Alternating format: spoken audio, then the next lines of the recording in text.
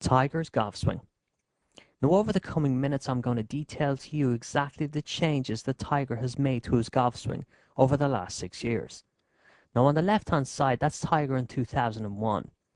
On the right hand side that's Tiger today, present day. Now if we look closely here at the overall setups, very little has really changed except for the fact that on the right hand side Tiger appears to be leaning a little bit more towards his left side.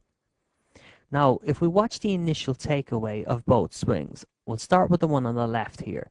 Now, pay particular attention to the Nike sign on Tiger's baseball cap. Watch how it moves back behind the marker there. Okay, so we've had a sizable amount of head movement there towards his right foot. Now, let's have a look at Tiger in present day here. If we look at his initial movement, it's not as much as back in 2001. Now, at the same time, Tiger has that trademark takeaway where the body and the arms are working in one piece together, basically what's known as the one piece takeaway. Now, if we continue on the swing here, the one thing that we'll notice about the top angle of the backswing here will be the difference in the arm heights. Now, what I mean by that is on the left-hand side of the screen, back in 2001, Tiger's swing would have been very upright. Now today, Tiger has created a much more flatter swing. What I mean by that is that his right arm and his right hand and left hand are further behind his head, creating a flatter and more rounded swing. It's also the reason why his hands are nowhere near as high as what they used to be in 2001. But if we look carefully there, the interesting thing about the initial head movement was that if we go back to the halfway point here and here.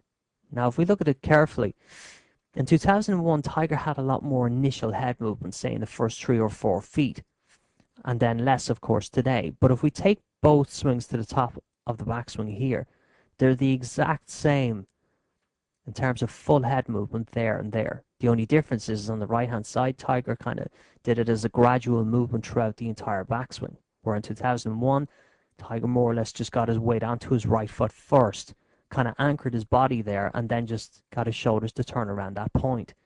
So an interesting thing.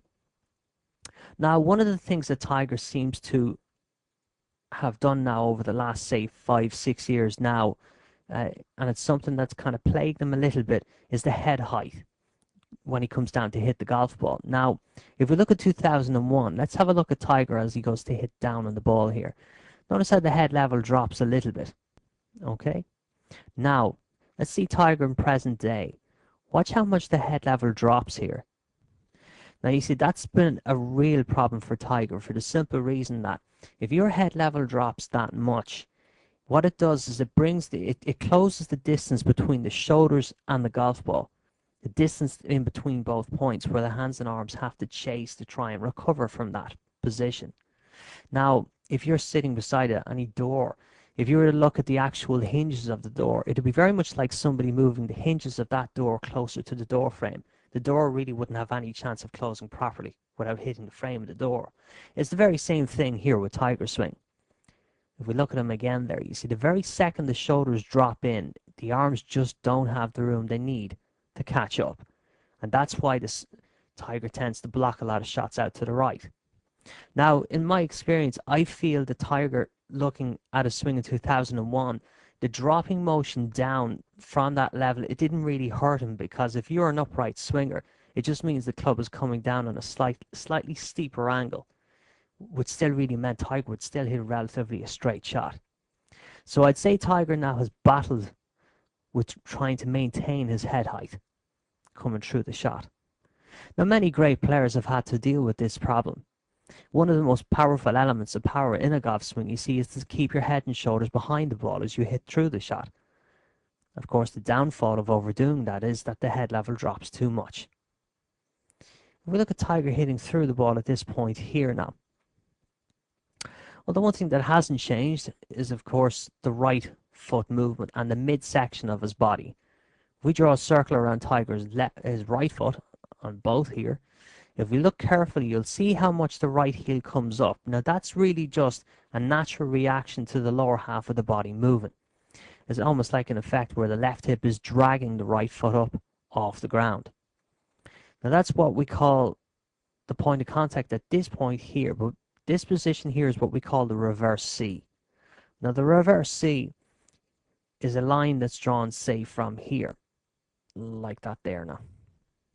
Not the greatest reverse C drawing of my lifetime, but that will give you the feeling of what I'm talking about. The head basically being over your, say, tiger's right knee. It gives that reverse C image there.